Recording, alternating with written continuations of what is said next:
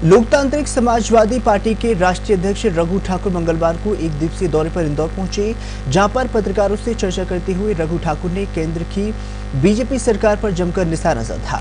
साथ ही रघु परमार ने केंद्र सरकार द्वारा ही लोकसभा में ले गए जन विश्वास अधिनियम प्रस्ताव पर जमकर निंदा की है और कहा है कि जन विश्वास अधिनियम जो है प्रावधानों में जैसे ही परिवर्तन होगा वे जन विरोधी होगा।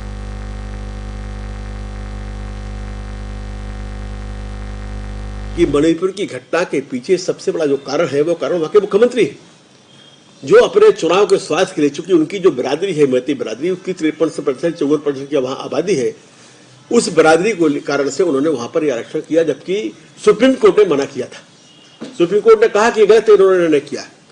इसके बावजूद भी उन्होंने इसको फैसला करके सारे मणिपुर को आग में झोंक दिया है। आज सारे जो पहाड़ी राज्य है हमारे, मणिपुर हो, आपके मेघालय हो, नागालैंड हो, सारे जो आसपास के राज्य मिजोरम है, इन सारे राज्यों में एक प्रकार से आग जल गई है और इसकी प्रतिक्रियाएं होना शुरू हो गई है।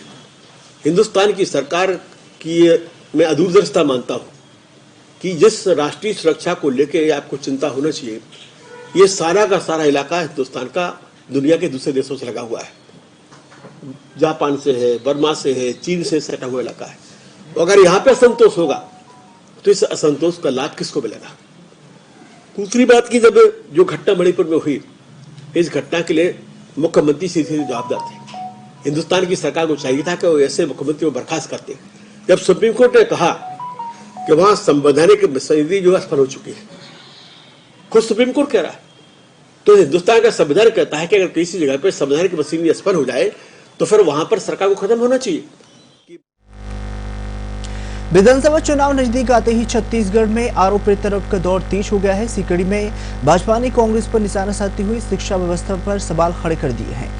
बता दें कि भाजपा के प्रदेश महामंत्री ओपी चौधरी ने कांग्रेस पर भ्रष्टाचार को लेकर ही निशाना साधा है। उन्होंने कहा है कि छत्तीसगढ़ कांग्रेस की सरकार भ्रष्टाचार की सरकार है। बताया जा रहा है कि कांग्रेस सरकार में शिक्षक भर्ती में भ्रष्टाचार हुआ है। ओपी चौधरी ने कहा है कि कांग्रेस की सरकार जो है सेटिंग की सरकार है, चाहे वह शिक्षा विभाग हो या फिर शराब हो, हर जगह पैसा इकट्ठा करके कांग्रेस सरकार बनाती है।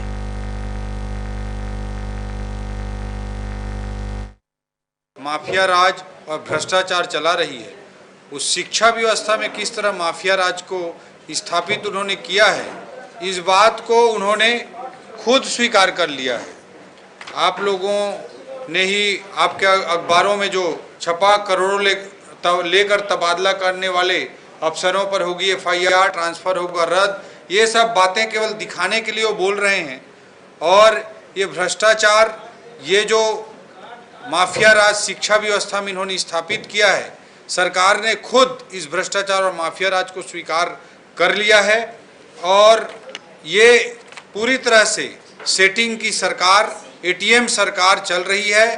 हर जगह से, चाहे वो शिक्षा व्यवस्था हो, चाहे चावल हो, चाहे शराब हो, चाहे कोयला हो, हर जगह से पैसा इकट्ठा करके ATM सरकार सोनिया गांधी और गांधी परिवार तक पैसा पहुंचाने का काम कर रही है। सहायक शिक्षक से प्राइमरी स्कूल के हेडमास्टर की पदोन्नति की व्यवस्था सबसे पहले थी। उसमें लगभग 15,000 पदों के लिए पदोन्नति की गई, जो सहायक शिक्षक से प्राइमरी स्कूल हेडमास्टर के लिए था।